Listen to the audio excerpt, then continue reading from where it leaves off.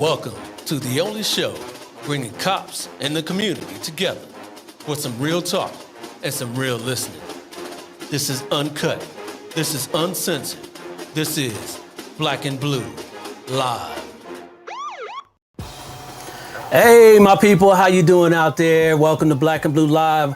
I am your host, Dale. Thank you for joining me on today's episode of Black and Blue Live. I really appreciate you for joining me on this show. We're going to have a real fun show today.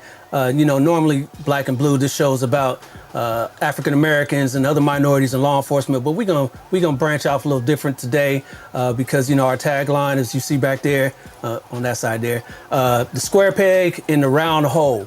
And what that means is not conforming to what others think you should do. That's what we do in law enforcement, us as African Americans, minorities in law enforcement, and that's what these guests do here today as well. My co-host Elizabeth, she's not here today. She's going to be off today because she's dropping her son off at college. So welcome, Zay. Appreciate you on there. And then she's going to be traveling a little bit further as well. So, hey, if you can do it, do it. So that's what she's doing. She'll be back next episode. So without further ado, let's get to our guest. All right. So our first guest here, he is a black cowboy, black rodeo ranch hand as well. All that, everybody, please help me welcome in my man, Linnell Dean. What's up? What's up? What's cool? How's everybody? How you doing, sir? Doing great, man. Just enjoying this thing, this journey we call life. Just keep this party rolling. I always say I live a party, and I live that party in a way that you should wake up every morning and enjoying the blessings that God has given us. Indeed. Well, thank you for joining us. We're gonna have a robust discussion today. Have some fun with it. So thank you for joining us, man. Appreciate you. Our next guest. Yes, sir. Our next guest is a water sports enthusiast. Please, everybody, please help. She could tell you exactly what she does. Her name is Victoria Mickens. Everybody, please welcome her as well. How's it going? Pretty good. I'm really excited to be on today, and I'm a surfer from Maryland, USA, East Coast. Maryland, USA. All right. So you are, where now are you right now? Currently, I'm in southern Georgia, somewhere like 2 hours south of Atlanta, on my way back up. Nice. Well, thank you for joining us. I appreciate you.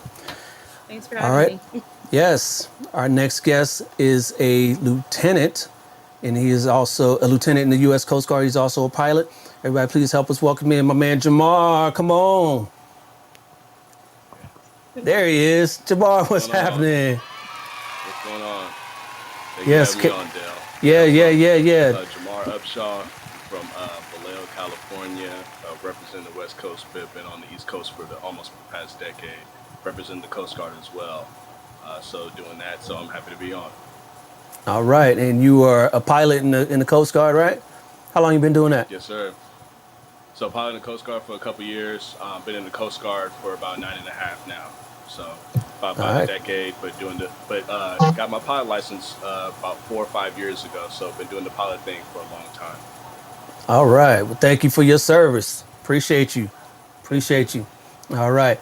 And then last but certainly not least, our last guest here is a comic book artist and storyboard writer as well. I'll let him tell you all that. Everyone, please help us welcome in Ed LaRoche. Hey, how's it going? How you doing? I do graphic novels as well, and work in animation. I also do television storyboards and movie storyboards. And thanks for the invite, Dale. Appreciate it. Absolutely. I love what all you guys do here today. So we're gonna talk about that and how you guys broke into the game and how you guys can get others into the game. So let's get to it. All right, there are our guests, everyone there, Linnell, Victoria, Jamar, and Ed. Welcome to the show. We appreciate you for coming on. And everybody out there, engage in the conversation.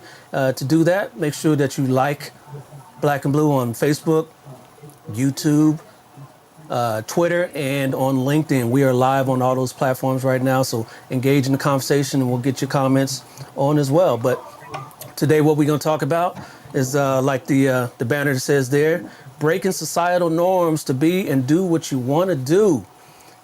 And I wanted to get this conversation out there because there aren't a lot of African Americans in any of these activities or professions that you guys are all involved in.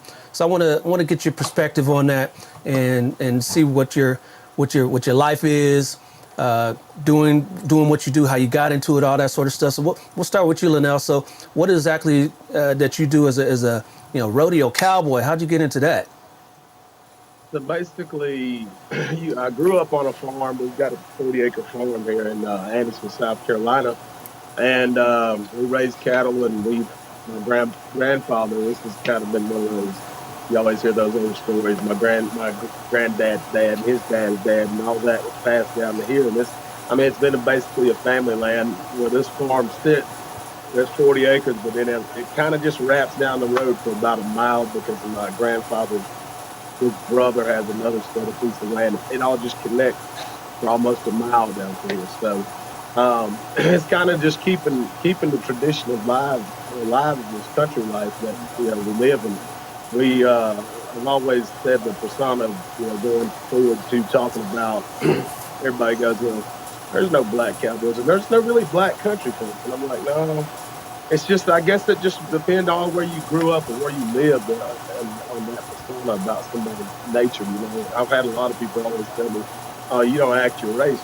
You don't act, you don't act black." I said, "Well, I am black and I'm proud to be an African American, but my culture was brought That right part. here. This is where my family was.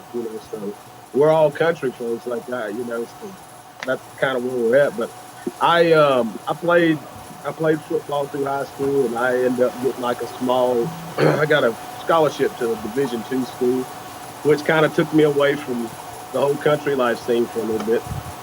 And then when I got my shoulder hurt, so then I was like, hey, I came back home to kind of finish up the degree, and I was majoring in sports management, kind of be a sports agent. And I was just like, man, I'm done with football because I played football for the time I was little. And then when I got to college, it became a professional job. And I'm like, God, getting up at 5, like the off season was the hardest part about football in college. So you get up and do all those workouts. So long story short, I was like, I got hurt, and I was like, I'm going home, going home to do what I want. And got back to just riding and breaking coats and everything of that nature.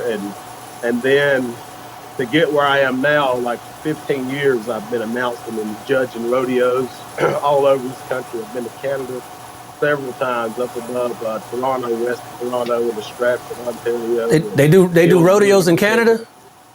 Man, the rodeo world is big in Canada, man. Especially, I don't know if you ever heard of it, but it's one of the biggest rodeos, the Calgary Stampede, and that's kind of on. Okay. It's kind of on the west coast of west side of Canada, but yeah, it's big up that way. A lot of farmland in Canada, but we were at a rodeo and we were taking horses or whatever. Actually, the youth rodeo we were taking horses to, and the announcer didn't show up, or something happened. I don't know why, but somebody had just opened their mouth and was like, "Linnell loves to talk." Put him on the microphone. You don't say. I'm like, no, I don't know if I need to do this, guys. I know this. I was like, I know the background and the culture of rodeo, but like, this ain't my time to shine.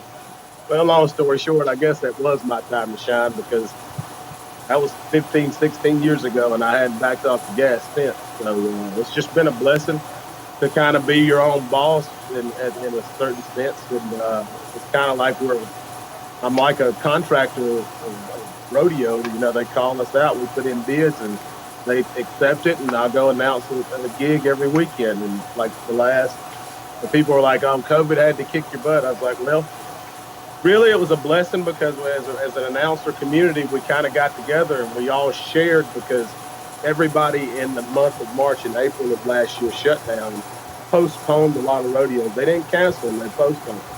And then they moved them to when we started opening back up. So then it was like rodeo after rodeo after rodeo every weekend. And as an announcer, we all kind of got together in the community and we were doing so many rodeos. But like I said, I got into announcing. The first deal I ever done, big rodeo, I was 19 years old. I'm 30 34 now.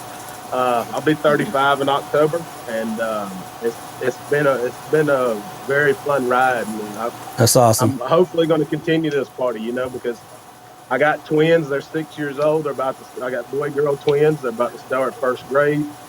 So and it's kind of it's hard sometimes to leave the house because weekends and weekouts we're gone for 3 or 4 weeks in a Yeah. row. And I'll kiss them on the forehead, and then I'll see them in three days or so. But just to keep this alive, there's been times I go, I need to stay around home, but Yeah. maybe my kids might get interested in it. But I worked so hard to get to where you're at right now.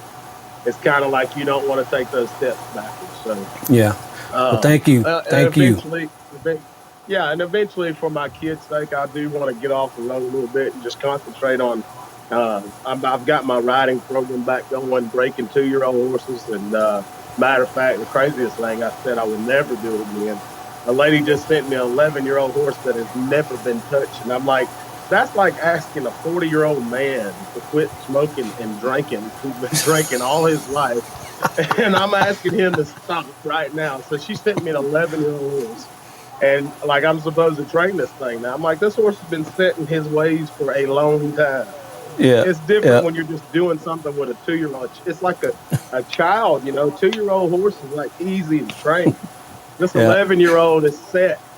I'm like taking his cigarettes and his beer cans away from him and saying, no, you can't have a social life, a good life no more. That's But awesome. That's awesome. that's the main goal. Yeah. We're doing some reconstruction around the farm and getting some more All right. walls put in, and so we're going to just kind of Thank continue you. that. That's good stuff. Appreciate it. Appreciate it. Love that. Love that story. Victoria, tell everybody, how you got into water sports and surfing, and how long you've been doing it, and how good are you actually?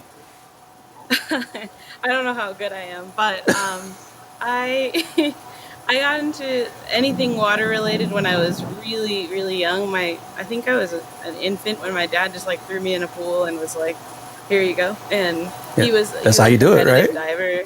Yeah, he was a competitive diver and swimmer, so he was just always at the pool when he was growing up. So it was kind of for sure my sisters and I were going to be able to hop in the water, but I had an affinity to the ocean that was really different than just enjoying going to the beach every once in a while. So I would wear like shell necklaces, and I joke that I used to wear like a rash guard to school for picture day.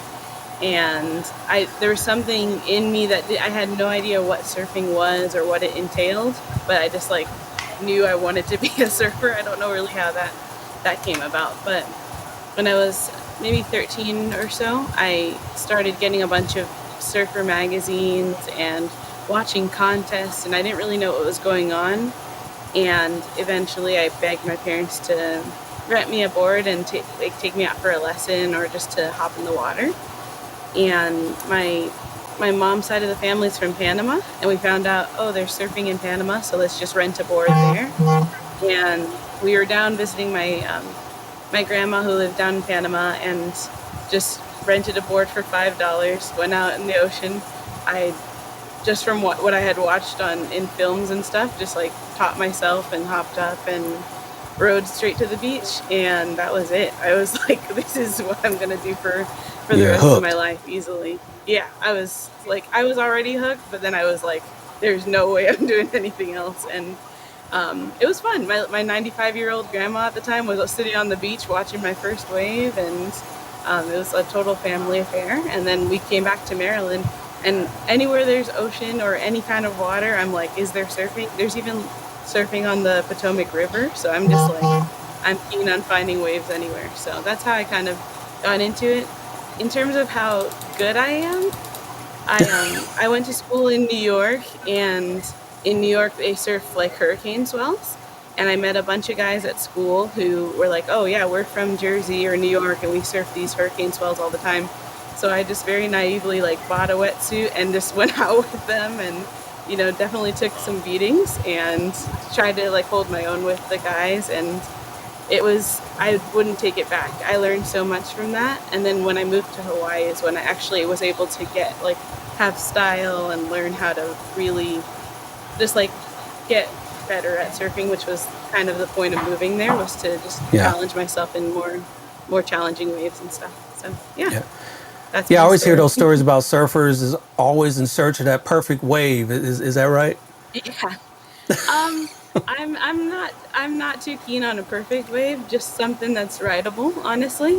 Yeah. I'm not too picky, but it is addicting once you do get a really good wave. You want to look for those spots, and especially because surfing is becoming extremely popular now. It's way harder to get like spots that no one's at, so you really want to do like these adventures to places that no one knows about, so you can get Yeah. waves to yourself.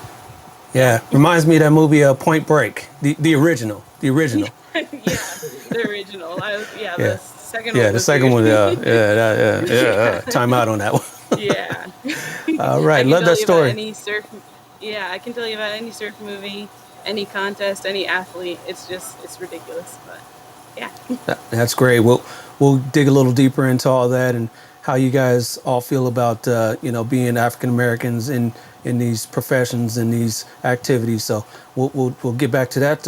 Jamar, I want you to tell everybody about being a pilot, how you got into that, and what are you doing with it? Yeah, so my love for aviation started when I was probably about 8 or 9 years old. I'm 30 now, so about a couple of decades of wanting to be a pilot. I don't remember who took me to an air show, but I remember going to an air show. I don't remember if it was a parent or if I went with a family friend or whoever I went with the school program. But I went over. I think it was Travis Air Force Base out in the Bay Area, in California, and went and saw like all these different types of just aerodynamic maneuvers in the sky, and I was just completely fascinated already, loving astronomy at an early age. I had my own telescope when I was maybe about 14, 15 years old, and so I was already fascinated with everything above me. And so having that dream, every decision I made, from little side jobs to cutting grass to being a manager at Starbucks, what have you, was all geared towards my decision. Ended up going to Hampton University and studying aviation there with an emphasis in flight education. So I went to class in my labs. For my labs, I went to the airport and learned how to fly and got my pilot license there.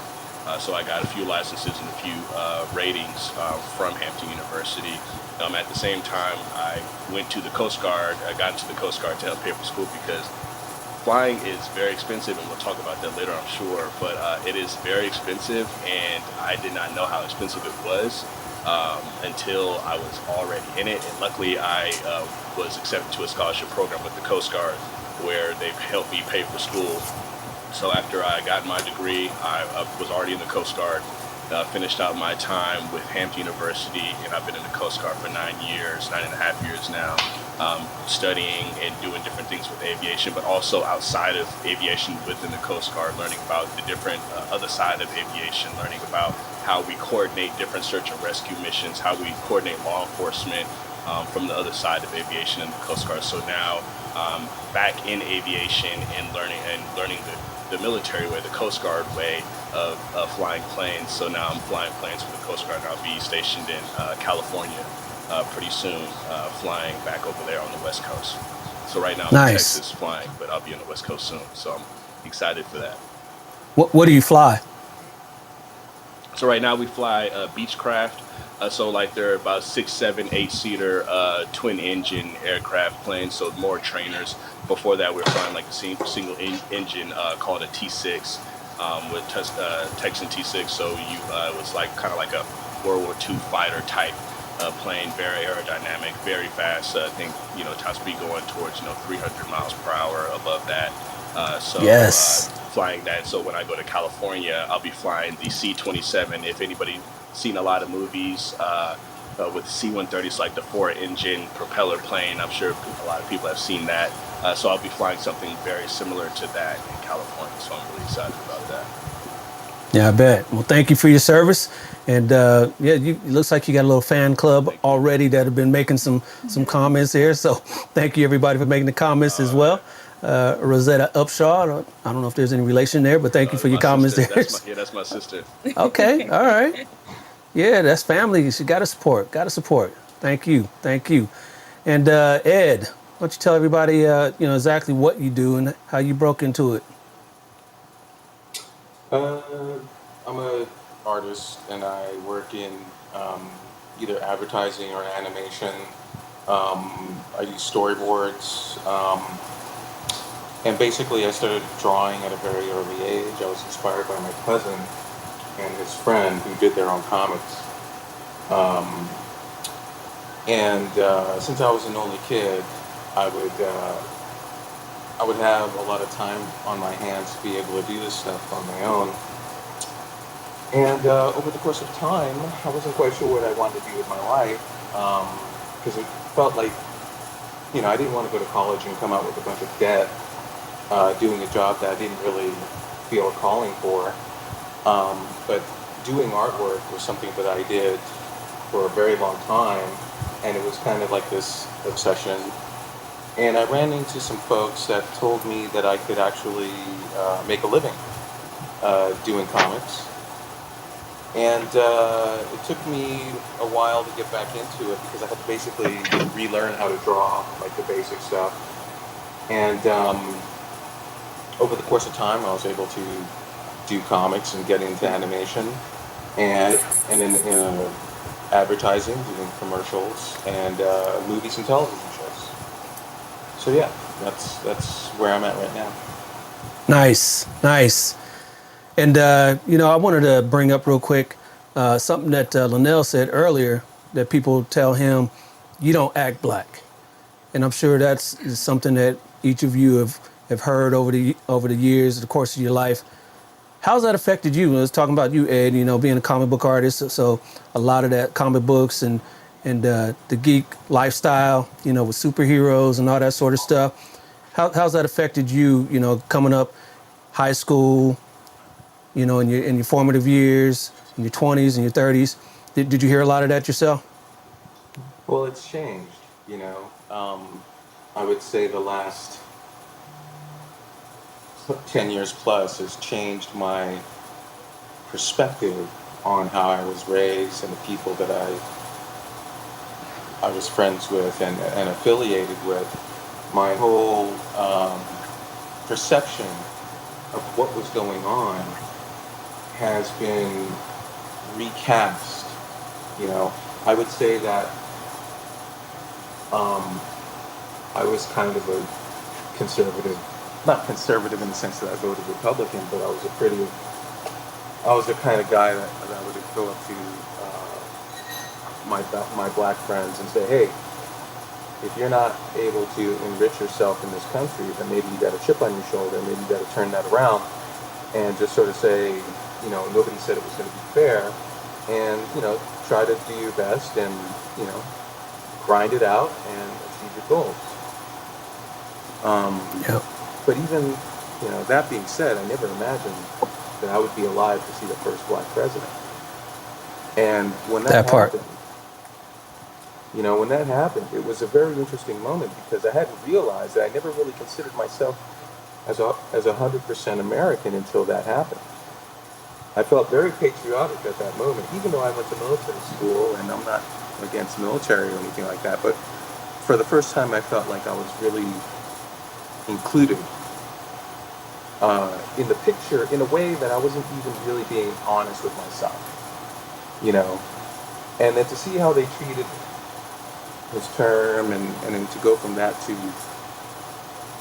a conservative government, it's colored my understanding of how I was being raised, because how I was being raised was always understood to be, a forward momentum to a better situation. Like Right. you're always going forward, and I never considered the idea that you could actually step backwards, you know. And a lot of how I feel about myself and my presence in these industries where I walk in and I'm the only black guy in the building, on the lot. Um, And the whole lot, huh? it's had to the whole lot, it's had to change, and I'm not really sure where it's at right now, but it's certainly different. Yeah. Yep. Jamar, what about in your profession as a pilot, particularly in the Coast Guard, but in aviation altogether? Are there many black folks in aviation? Strictly speaking, across the country, I'm sure there are, but statistically speaking, what are the numbers, and what do you see as an African American in aviation? You're muted there, Jamar. You muted. 3%. There you go. 3% of the world's pilots, I think, are black. Oh, less than 3%. So we have a very small community of where, when you see a black pilot on an airline with Southwest, Delta, what have you, that's a very small community, especially if you see two black pilots flying together. That's very uncommon. Not to say that it's rare or that it's impossible, but what's the norm? What's the rest of the 97%. It's been very interesting, the journey of aviation, because growing up, I hadn't seen any. One, you don't see that many pilots in general in the first place. You don't really meet that many. And then let alone, as a young man or a young woman trying to find a mentor that looks like you, that you can relate to, that, things you don't have to speak about or you don't have to explain in terms of, being an African American, in terms of our blackness in America.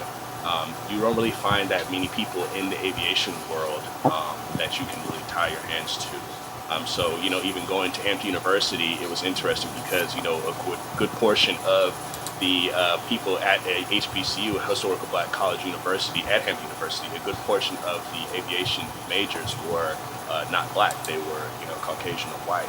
And so that was, a good percentage compared to a lot of other majors where we only had maybe like 20 or 30 people in our major. And especially going into the Coast Guard, I think we have, less than maybe 15 or 20 African American women ever to be pilots in the Coast Guard. Maybe less than 30, 40, or 50 African American men in the Coast Guard out of maybe 4,000 or 5,000 ever as pilots. So it's been a challenge, but a good challenge. I take it with pride. I definitely when I showcase being a black pilot, it's not for the arrogance, it's for the exposure. It's so we can, Yep. see other routes that we can go. We don't have to be, like we talked about before, being an entertainer in terms of, being, a comedian or an artist or, playing in sports. There's other avenues to go and to be just as prideful, just as, showy, or just as, provocative, or whatever you want to call it, in your profession. So I haven't seen too much of that in aviation for African Americans. So I'm trying to, produce that personality, or produce that exposure where it's like, hey, like, I'm black, but I'm also a pilot too, and let me show you how I live. So that's just creating that little bit of exposure, I think, for people to just give them, the day in and day out, from time to time, of what it is to be a pilot in an African American. Is what I strive to do. So the being black as a pilot, it is challenging, but we slowly or surely overcoming that with producing that exposure, with just normalizing blackness in all realms, from being a cowboy, surfer, comic book, author, artist, and a pilot. Yes. We're trying to really normalize all of it. So that's what we're here to do. Yeah, I love that. When I was researching you and getting some different people on the show, I saw another aviator, a black female aviator, and she had a T-shirt that I thought was really cool that I want to check out. It said, "Nah, I'm the pilot." So I thought that was pretty dope, because you don't see that, and she's probably gotten those looks or whatever over the years. That are you the stewardess? And unfortunately, nah, I'm the pilot. So love seeing that, love hearing that as well. Love hearing that. What about you, Victoria? I know we were talking off air, and you were talking about all the other things that you got involved in, skateboarding being one of them, and a lot of African Americans are getting involved in skateboarding nowadays, but not so much in surfing. What do you think? What is your feeling on African Americans getting involved in water sports? Is it growing? Well, Have you seen? Yeah. I think I'm like super excited about like the surfing world right now, because it is just like the most like diverse thing I've ever seen from when I was growing up until now. I don't know if it's because of like the Instagram algorithm or whatever, but something is hooking me up with all of these like really rad people all over the world, and I'm really excited about it. And we're even seeing it on like the world tour circuit too. So I feel like it's like the best time to be a female surfer, and definitely the best time to be like a surfer of color. But in terms of growing up, I actually grew up dancing ballet from the time I was 3 until I was 19. And that was a really interesting experience because, kind of similarly to how Ed was talking about it, it's like you don't really get to see the context of your upbringing or your values until hindsight. And I think I was just, me and my parents were just like kind of stubborn, and there was nobody that was ever going to tell us that we like couldn't do something or that black folks didn't do. We were just never like, oh, we don't do that, you know.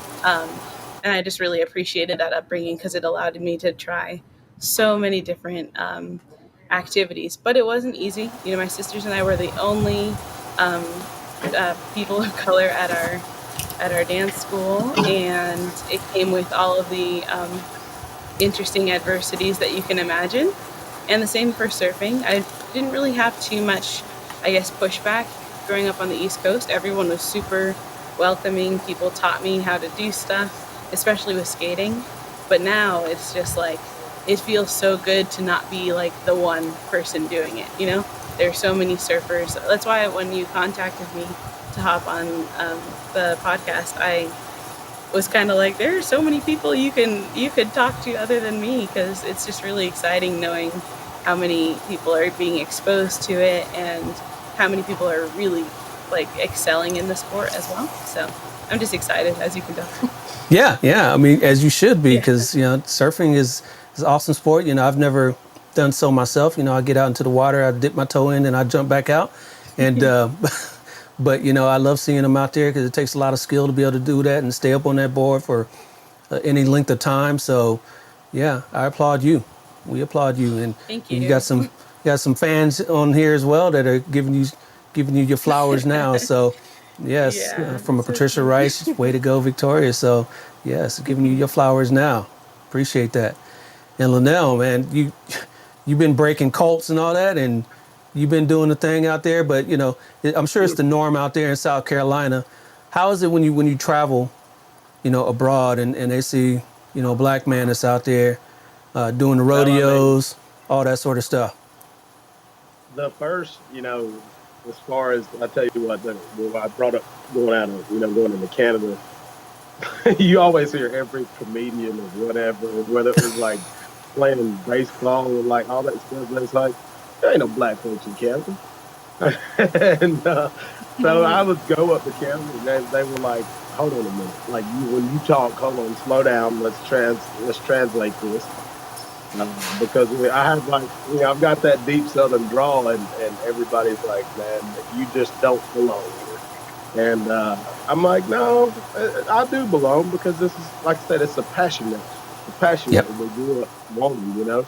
And instead, it's just like they were saying, you know, instead of letting it die, chase. There's a song that came out I heard just a couple of weeks ago. It said, "Just don't ever let your dreams die." You know, go after, it, chase that dream. Don't let that dream become a reality, and live it. Because what, like everything you do, and I mean, I go back to watching my dad. He was a Marine, and he was in the military. He was in the Marines for like 26 years or something like that. Man, I said, like as a little kid, I said I'll never go in the military because like the Marines, you know, they always tell like Marines are like they're those guys, you know. They don't want to be called military, like you call them Marines, you know. And I was like, I went down there and I watched that, and I was like, I don't want nothing of that. Like, I'm going to be this country boy, and I'm going to be that guy, you know. I always wanted to chase the whole society of like we're going to grow up as well, and I'm going to be a professional football player. But then you're like, well, I'm 5'9". I was decent. I got recruited at a Division II college, so I'm like, okay, reality setting in. They're not going to offer me $10 million signing contract. So I was like, And, okay, and I'm gonna unless continue you my got wheels, man, unless you got wheels. right. You know, I was decent. I'm not going to sit here and tell you I was an Emmett Smith, but I was decent. And but I felt like, you know, don't you don't have to be a follower. That whole thing of being a follower. I didn't want to. I tried the whole thing of like when I came home, I was going to the community college and working factory or a little third. I had a third shift job, and I was like, this just ain't me. I was watching, number one, I was watching some guy. I was working for a guy. This guy was making that guy money, and this guy was making this other guy money. I said, I need to be this guy making that money, and I want to do it in rodeo. Facts. And I don't care, Facts. And everybody's like, well, well, now you're the only dot in the crowd. Well, I'm gonna be the only dot in the crowd for a while till we set a standard. And it flashes back to, there's been many a black cowboys, rest assured me, You talk about a legendary guy, Fred Whitfield. He's out of Texas, Texas up in that area. He's a nine, like he's qualified for the NFL, the regular national finals in Las Vegas, numerous of times. He's won it, I believe, eight or nine times in the calf roping, and people don't recognize that. And then you had Fred, you had Leon Coffey, which is the funniest rodeo player in all professional rodeo. Leon's like, I think Leon's in his mid-70s now, hitting on probably knocking a lady's door, but he's still entertaining rodeo crowds all over America right now. And, you always hear the whole story about Bill Pickett.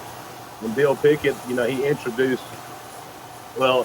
introduced everybody to the whole sport of bulldogging, and where you ride a horse out of the back of a box. But now it's competing in the rodeos called steer wrestling, but they rode out of the back of a rope box, and you take the steer to the ground, feet off the ground, and you get timed on it. But it was actually called, the technical term, or the quote-unquote term back when Bill Pickett actually did this. And you can read up on it. I don't want to sound like I'm coming out of the book, but he was a black rancher, a black cowboy back in the old days. And they said nobody could go catch these cows that was up. Well, Bill came up with a way. He just jumped off his horse and he just turned his head up and tackled us down. When that's when the sport was invented, a bulldog. So, and then you got young guys now named this guy. I want everybody to look him up. They call him Blue. He's a professional bull rider right now. His name's Zeke Mitchell. And I'm telling you, he's the next guy. He's the next best thing coming in bull riding. The next one, huh? I just, I mean, whether it's, like I said, whether it's surfing or, being a pilot or comic, don't give up, man. Like, don't, like, and when everybody asks me, they're like, will you go talk to the young crowd and let them know that they still have that chance? I think people have that persona also, that they can't do it because they're black and they live in the cities, or they just don't have that way out to come do it. Well, I've seen so many people make that way happen. There's been times that I've been at the low, but I found a way. Even when I was competing, I was like, I'd leave the house and I'm like, I really ain't got enough money to be paying these entry fees. Well, I had the money, but I'm like, I ain't got the money. What am I going to do come Monday and I don't win nothing? But I think God takes care of your plan. Your dream is that. Take care of it, and at the end of the day, you'll watch yourself grow as a person.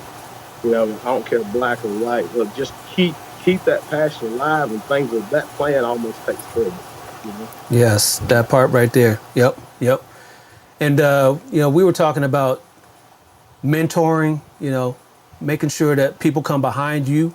I know somebody commented earlier, Jamar, about aviator.com. You want to speak on that real quick, and then we'll get everyone else's comments on mentoring as well. Yeah, definitely.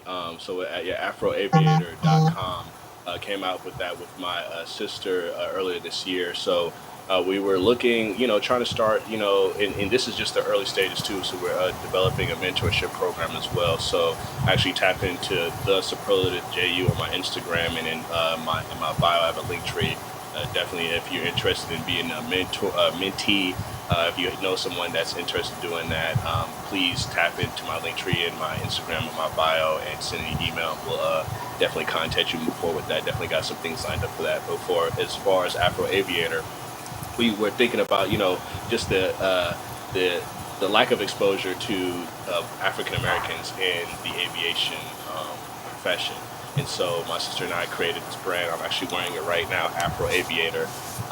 So I have the shirt here, having the character Afro, having the Tuskegee Airmen, the red tail aircraft plane on there, and just having that as one of the first few designs that we had, just creating the clothing line for that, eventually creating a mentorship program for that. That's in the works, and just creating a lot of other different things, not just for aviation, but our mantra is sky is not the limit. So a lot of times people say sky is the limit and all this type of stuff like that, with limiting, but sky is not the limit with when it comes to aviation or for anybody that wants to reach their goals. A lot of us as African Americans in our field, we've been told that we're limited on what we can do and what we can achieve. And so I want to promote and to expose us to the idea that there is no limit. It's whatever you want to achieve. Like Linnell said, we don't give up. Whatever, setbacks, whatever it's financial, whether it's relationship, whether it's whatever circumstance comes your way, we're here to promote the sky is not the limit. So definitely tap into afroaviator.com and you'll get a lot more information with that and some merchandise if you want to support. We would love to have your engagement and your support with that. So tune in, afroaviator.com. Yes, love that info. I want to bring this comment back up real quick and read this out here from a Private Air Media Group, LLC. Says, thanks, says Lamar, but it's Jamar for bringing up very valid points about the need to expand the diversity envelope in aviation. I would add, there are wide open opportunities in all aspects of aviation and aerospace. Kind of like what you were talking about there. So they just need those outlets and those avenues to know how to get to where they need to get to in aviation. So let's talk about it's real really quick. The exposure. Yeah, It's the exposure. Honestly, it's not like there isn't anything out there. We have OBAP. You have different engineering, science and engineering for African Americans. You have Embry-Riddle scholarships. You have like Hampton University is a black college with an aviation major. I didn't know that until I was like 16, 17 years old. I didn't know those things. It's not something I knew at a young age. So it's not that we don't have the opportunity, it's the exposure to the opportunities. It's not the access, it's just the exposure and the knowledge Exactly. that we're not privy to. Yeah. And Ed, let me talk to you real quick about, you've got some, some animation projects and, writing comic books and all that sort of things. And we're talking about, access and people not knowing about those things. One thing I want to talk about, me liking comic books and comic book movies and all that growing up and even now, the lack of African American characters. Is that kind of like dissuade a lot of people towards, writing for comic books or drawing for comic books and maybe doing some sort of other kind of art and not thinking that, comic books is the way to go because, the lack of characters? What's your feeling on that? You're muted there, Ed.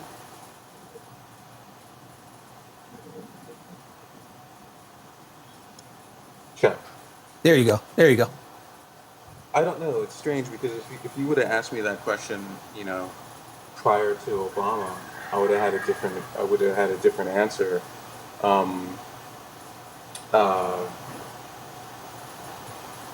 don't know. It's kind of hard to answer that question, really. All I can give you is anecdotal information. It didn't affect me, but back then it was normal not to see representation in a lot of things. You never realized throughout the time that Cheers was on, I don't even know how many years after that show was on, there was no black people on that show, but it didn't really, it didn't really hit me, and it's only now that it's hitting me, but by the same token, I was able to relate and I was able to find myself or my point of view through the characters that were on display. Sure. But I think now people growing up where they're more aware of the lay of the land when it comes to that type of thing, I think they might have a problem with not seeing enough representation, and they're pushing all of these medias to include them in their stories. And I think they have a very good point, but by the same token, I think there's a way of telling a story in such a way that it becomes a human story. And you can relate to it because it's about human beings, Yes. And at the core of it, art is just communication between humans. Art is for people, So I don't know, but by the same token, I realize how important it is to get a different point of view, because white cannot be the standard of experience in this country, because it's leaving too much out. It's leaving the history they have to whitewash the history because the history is horrible, and they only think about the good parts. And another person who is American, Black, Chinese, Yep. even the Irish and the Germans, and all the hardship that they had to deal with immigrating to this country, and the bigotry and all that stuff. Being able to see the story through their perspective gives you a fuller understanding of the country that we're living in and what it took to get us there. Yeah. And maybe ultimately that's a better thing to have because it's more honest. Yeah, I agree. But seeing, different characters from different backgrounds in comic books and comic book movies, I'm a comic book head, if you look back here on my background, you see all this back here, I got Black Panther and Black Lightning and all these Funko Pops up there and all that too. So, I'm into that sort of stuff. So, there's, characters that are coming out now, like Miss Marvel is I believe, a teenage superhero who's Middle Eastern. You've never had that before. So, and seeing, Asian characters and gay characters, and lesbian characters and all that sort of stuff. I don't know if you heard just the other day that Robin of Batman and Robin fame just came out and they wrote him as bisexual the other day. So came out as that, those sorts of things, lend to diversity of all of us in this country. So I just wanted to get your perspective on that. That's one of the Robins. There's like one, yeah. Robins There's Jason Todd and there's Drake and there's all those different. We know Ed. Maybe you guys out there don't know, but now my geekiness is showing a little bit. Yeah, exactly. My geekiness is showing there, but Robin. Yeah. The Robin. Yeah, there's more than one Robin, but anyway, hey, I wanted to bring up a question for the audience real quick. They can leave comments. Is there anything you've wanted to try, but you didn't because of how others would perceive you? Go ahead and answer that question and leave it down there in the comments, and we'll bring those up on the screen here. What about you guys? What about you, Victoria? Is there something growing up that you wanted to try, but maybe you didn't because maybe what your friends would think about you or how people would perceive you?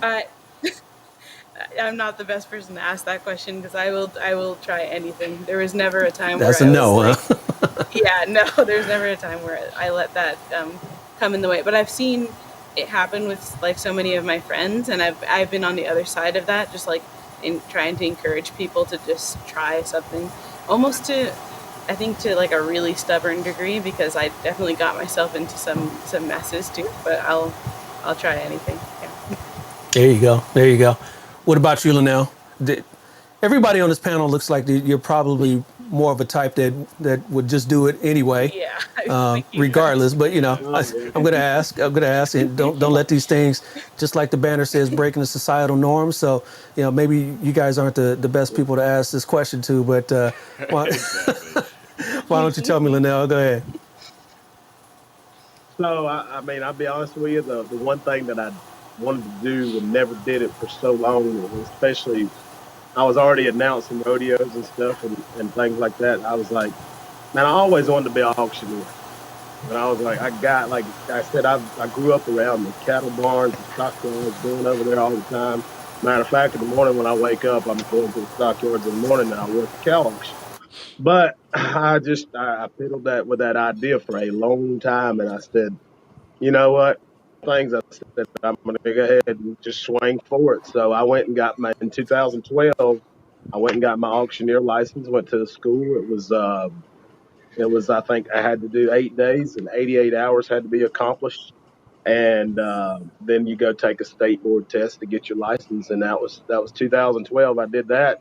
So that was kind of my fallback plan once rodeo was over with, is to start getting into auctioneering. And I still I do 3 or 4 a year, maybe not as much as I probably should, but I mean, that was one of my things. I said I got to knock it off the bucket list. You got to give us a little something. Never do it. All right, Linnell, give us a little something how they do the auction. Go ahead, do it. Let me hear it. Let's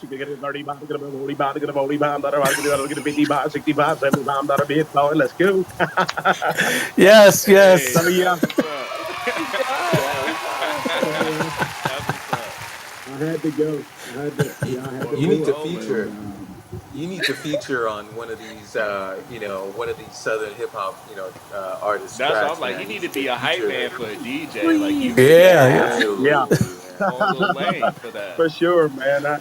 And that's what, like, Absolutely. even with the rodeo announcement, that's our job. That's my job behind the microphone, is to tell. I always tell people, they go, "Well, what makes you so good?" Or everybody brags about how they think I'm that good, but sometimes I'm like, I'm not.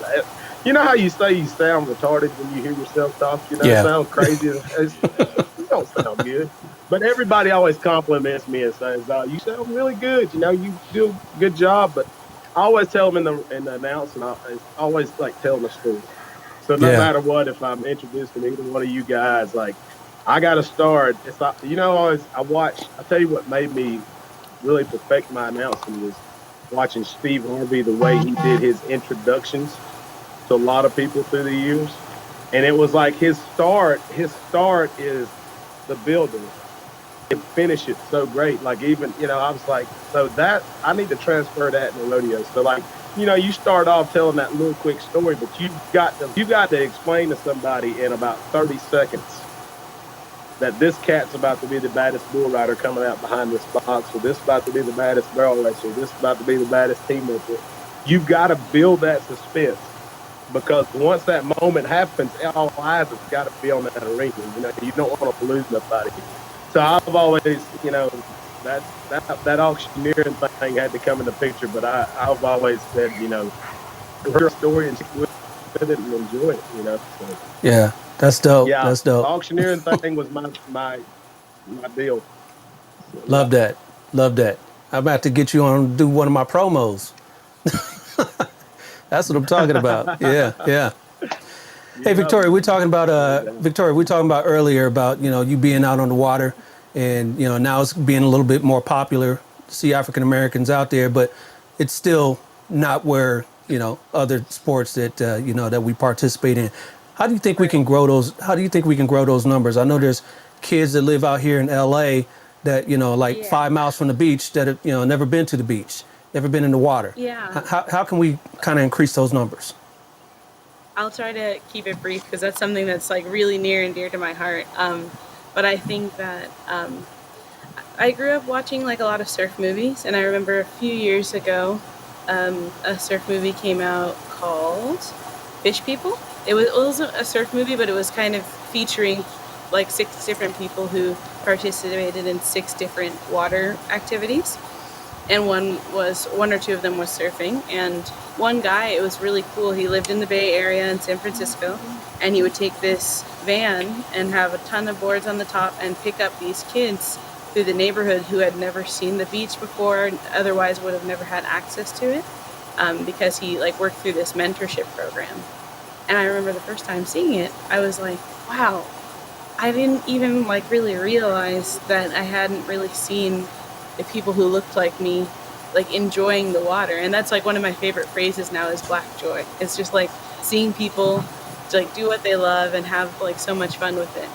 But then from there, I think I watched it again with my parents, and my parents were like, well, they're always showing us as the ones like suffering and in need of saving. And I was like, I didn't realize that either. Then I went and watched this movie called Whitewashed, which is about the history of black surfing. Definitely would recommend checking that one out. And it even brings in Duke Kahanamoku, who is the ambassador of surfing from Honolulu, Hawaii. And he was an Olympian, and he was Hawaiian but identified as black because that's how he was treated when he traveled the world to bring surfing all over the world. All that being said, now we have Textured Waves, one of my favorite organizations that I follow on Instagram. They feature all of these black surfers. There's Black Surfers, Brown Girl Surfs, there's La Rubea up in New York. And suddenly I was just exposed to all these communities that are doing exactly what I also want to do. So that's, I think, the best way is, one, to have conversations like the one we're having now, but also just to like smile and have fun and show people that things are like, that life is worth living, and there's so many things that contribute to that being the case. So that's what I would say. That's what's up. Love that. Love that. And Jamar, so, mentorship, you kind of talked about that as well. But what do you think the numbers are, and what do they need to be for us to be kind of like normalized in aviation?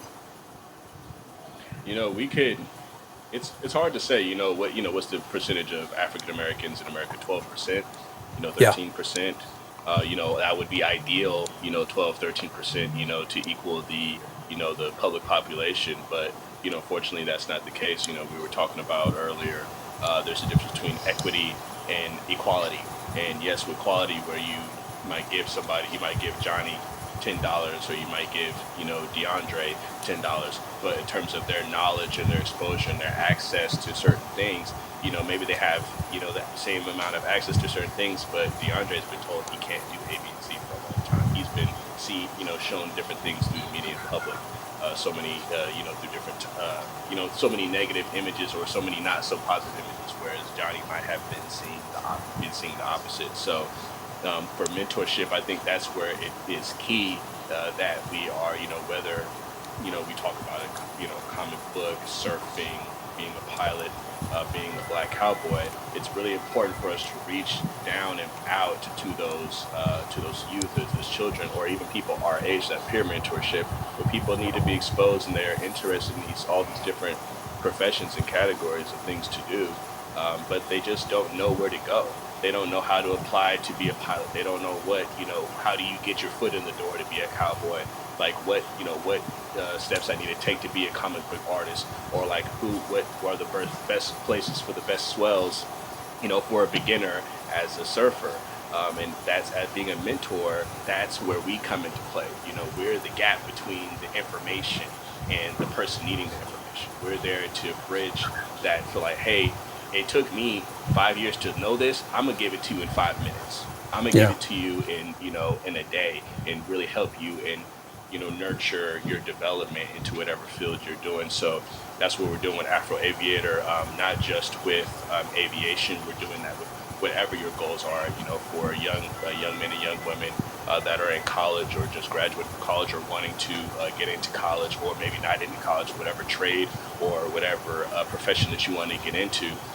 Afro Aviator and myself and my sister Rosa Upshaw, we're here to help with that mentorship, because that is really my bread and butter. That's my really hold dear to me. Like, I can do that for free for the rest of my life. Like, I really, just not having that mentor, I think for a lot of us not having that mentor, we see the importance of needing and being that mentor for a lot of other people, because we didn't really have, I'm sure, that many black mentors for cowboy surfers, pilot and comic book artists that look like us. And not that we needed it, like what Ed said before, it's a human thing. We don't need to always talk about the struggle of blackness so much and what it took to get here. Like, our stories are still human, but at the same time, it's like a thin line that we have to walk, because so many of us as young black men and women have been told opposite of that we're human, or been told, an implication of like, you're less than, or you are disadvantaged, or you cannot do A, B, and C. And so I think it's also important to rearrange that idea of like, yes, we're human, but also to say, you're black and you are beautiful, you're black and you're intelligent, you're black, and just because you're articulate doesn't mean that you're less black or at all, or whatever profession that you're doing. You're still black, but you're still human. And so it's just a thin line that we have to walk as professionals in our profession, to make sure that we are exuding blackness, but we're also exuding, normalizing that we're just regular people trying to just live life in this universe that God has given us. Exactly. I thought we was going to church. Preach. Preach. We there. We there. That's what we're preaching. Preach that, Jabbar. You too funny, Pastor Upshaw. Pastor Upshaw. Yeah. So real quick, let's just go down the line. We'll start with you, Ed. Tell the people something about your profession that they normally wouldn't know about animation, about working in the comic industry.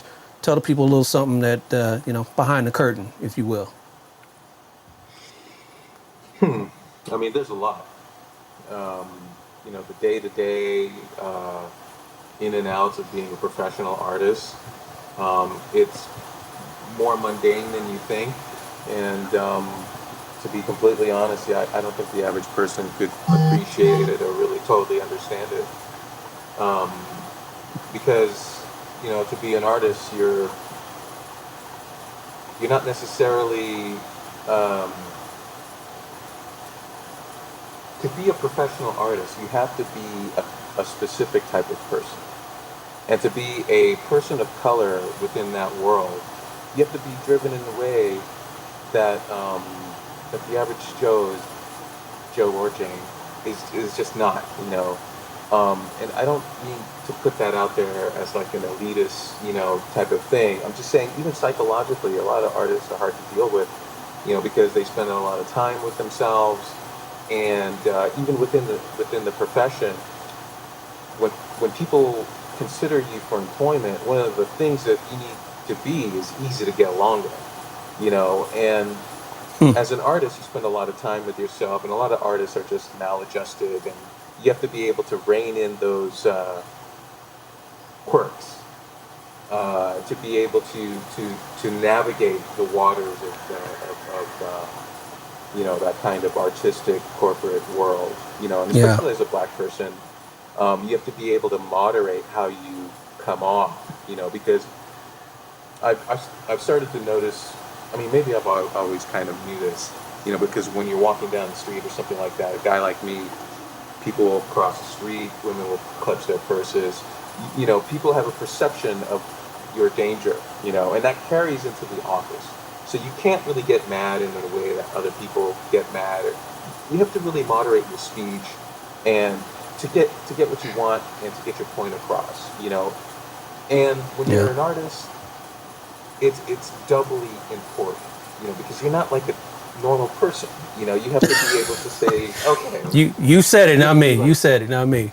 no, it's true. It's true. You have to be able to say, okay, I'm a weirdo. I like anime, and I like all these. I like Star Trek, and I like all this stuff. As a person, that's kind of like. I mean, I guess geekdom is. A lot of people are into it now, but when I was coming up, geeks were a minority. Now it's the majority. Um, but as a black geek, even then, I was a minority within the Yep. minority. So it's just I don't know. It's more mundane than you think, but at the same time, if you're an artist, you can find fulfillment in the pursuit of trying to make something beautiful. That's what's up. That's what's up. Jamar, tell the people a little something about aviation that we wouldn't know. Aviation, you wouldn't know. I think anybody can do it, you know, except for the people that maybe don't like roller coasters and you don't like heights. So people, it's a very challenge. It can be challenging, and it is challenging because when you fly in a plane, just like when you're driving a car, you don't know what's going to happen on the road while you're driving the car. It's maybe not so much traffic in aviation, but there's different types of weather phenomenon. There's different types of turbulence, different types of things can happen in the plane where there's certain equipment that malfunctions. You're still able to fly and you're still safe, but now maybe your situational awareness is heightened now because maybe you could just be on autopilot and now autopilot isn't working. But with aviation, I think what a lot of people don't know is there's so many different laws. There's a lot of different laws and a lot of different regulations that you just have to know like the back of your hand. But the main thing, I think people think of it as this very daunting profession that it's like, so like, wow, I can't do that. It's like, no, you can really do it. It's just like, more intricate than driving a car. You're different with different points of, accesses and different things like that. But not to get into, aerodynamic weeds with that, but it is very achievable for the common person. It just takes work. It's just like, Yeah. you know, I could come up with all tons of different metaphors, but driving is the main thing that I'm sure all of us, most of us do. So it's really something that we can achieve as anybody, as humans, as people, especially as black men and women. I don't want them to think that it's like this absurd task or absurd profession that you can't achieve, you can't do just because of your intelligence, but it is very achievable, and I want people to realize and understand that it is very achievable profession. That's No the doubt. for aviation. Do you have to have good eyesight? Could I jump in and be a pilot? You could, so you know what, you have to have good corrected vision. So Okay. for the military, we definitely have a standard where like you can't, I think it's 20/50 you can't have less than 2050. In some aircraft, you can't have less than 2040 or 2030. I forget the numbers for each specific one. But for your civilian license, as long as you have corrected 20/20 vision, you can hop in a plane and get your pilot's license. You get your pilot's license in less than 30 hours, and knock it out for sure. So you can do it. Yeah. And All right. colorblindness too. You can't be colorblind, right? You can't be colorblind in military for sure in aviation. You can't be colorblind at all. But with civilians, yeah, I think you can't be colorblind for them either. But I'm sure people escape from their Yeah. rural towns and just get to a pilot license. So it's not like there aren't pilots that are colorblind. But if you are colorblind, like Ed said, they can bring that up. I wouldn't really recommend because you might have some issues in the plane, or I think the times are changing. I think they're being able to modify different cockpits, maybe not for the airlines or anything like that, but specific cockpits for people who are colorblind, where they have instruments and the instrumentation, what it displays, will for people that are colorblind to help for that handicap. Yeah.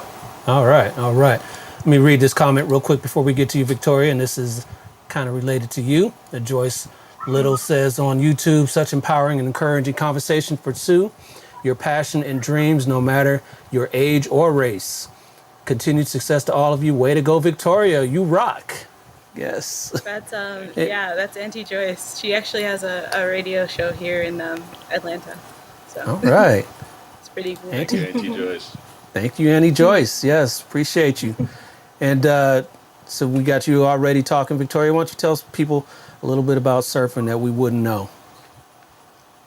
I think a really important thing that people don't know about surfing is surf etiquette.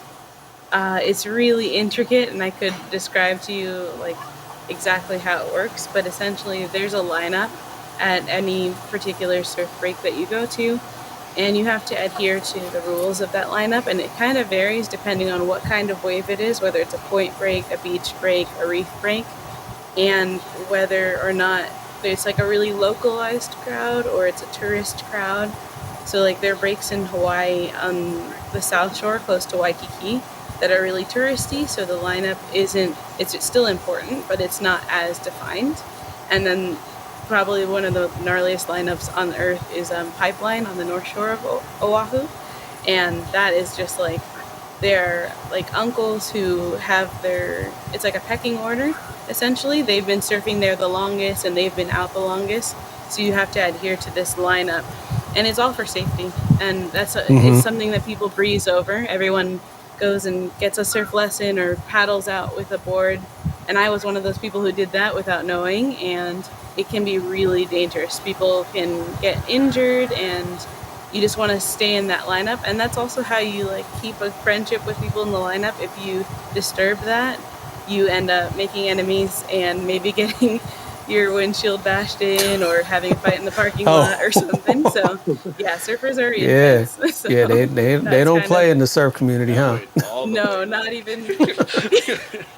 Yeah, where do we go from there? Oh yeah, we're nice friends in the water, and they're like, imagine windshield. No, it's people don't know it. People like everybody wants to just enjoy the healing powers of the ocean, and it's so amazing and it feels so good. But it's so hard when you like Jamar was talking about just the gap between the information and the people who need the information. It's like really, really hard to get that information across in the surf world because you have really elitist people on one end, and then you have people who are really inclusive but don't recognize why the elitist side of it exists. So I think there's ways to. I have a podcast called Find the Open Face and a little website, and I just try to kind of integrate those rules into my conversations with people, just to remind people that it's just really important. I've been injured by beginners on boards. I've seen a lot of people get like I got hit in the knee. I've seen people be out of the water for weeks. My uncle had had a fin to the back and like had to have like stitches and stuff. So it's really important. But otherwise, it can be all fun and games as long as you're following the rules and paying attention. You have to be like alert the entire time. So. All right, I think I'm going to stay on dry land a little bit now. You talking about all this, all these injuries now. Don't be scared away I'm trying to keep my No, you gotta windshield, try it. Yeah, exactly. Try to keep my windshield, and no, I'm good. No, No, I I love can that. imagine you having fun and definitely just like learning the lineup. All you have to do is pay attention and be nice to Yeah, people and talk to people. And I can do like that. I can do that. in terms of being a person of color too, like living in Hawaii was for me a really amazing experience. I know for a lot of like my white friends, they've said otherwise, but because it's just kind of opposite over there. I just was welcomed with open arms, and you just feel like you just you don't stick out like a sore thumb like other places I've lived. So it was really nice in that sense too, just being a person of color in Hawaii for sure. Love it. Love it. And last but certainly not least, Linnell, tell us a little something about the rodeo lifestyle that some of us from afar wouldn't know about. Well, I'm just going to flash back. Rodeo is almost one of those things I want to just tell people. Like, if you want to get involved, like, find those people. I mean, hit me up on Facebook. We'll try to find you somebody. But, like, my passion growing up was always training horses and breaking horses and starting them from young and watching them become somebody else's, winning rope course or whatnot. So my passion is from the start. And I think everybody's got this persona about horses that like, okay, it's just wake up in the morning, we put a saddle on and it starts out. But the whole training process, you've got to learn, I think you've got to learn that horsemanship. You've got to learn, I always tell them everybody always has this whole persona that a horse is always going to buck. They don't always buck. They never buck. An old man told me a long time ago that a horse will never buck until you teach it how to buck. Now I'm not telling you that this horse can't buck, but when you go out there, like we watched all, and I'm sure you guys have watched it or whatever, but you've seen the cowboy. He gets out there on the back of the horse and he makes him spur him and he's bucking and jumping and all that. That necessarily never has to happen. And that's where like I thought like, I think that's what's kind of helped me with my customers, the people that send me horses to train. I really perfected. I really studied. It's a lot of homework you got to do with horses. It's touch and feel. It's the experience on horseback, but also the groundwork that has to be involved before you even throw your leg over this horse. I mean, you got to gain that trust on the ground.